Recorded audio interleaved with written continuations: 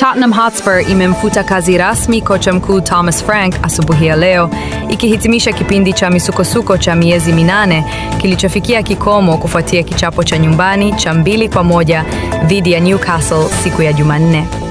Licha ya Frank kusema kwa kujiamini kuwa na uhakika wa 1000% saa chache zilizopita kuwa angesalia madarakani kwa ajili ya dabi ijayo dhidi ya Arsenal, bodi ya Spurs imechukua hatua ya haraka kusitisha mfululizo wa matokeo mabaya yaliyoipeleka timu hiyo hadi nafasi ya 16, ikiwa ni pointi 5 tu juu ya eneo la kushuka daraja.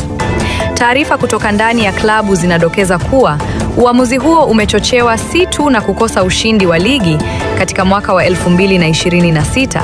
bali pia kuongezeka kwa umbali kati ya kocha na mashabiki, jambo lililochochewa na makosa ya kijinga ya taswira, ikiwemo mdeni huyo kuonekana na kikombe chenye nembo ya Arsenal na mfumo wa uchezaji usio na mvuto uliogeuza uwanja wa Tottenham kuwa sehemu ya kelele za malalamiko.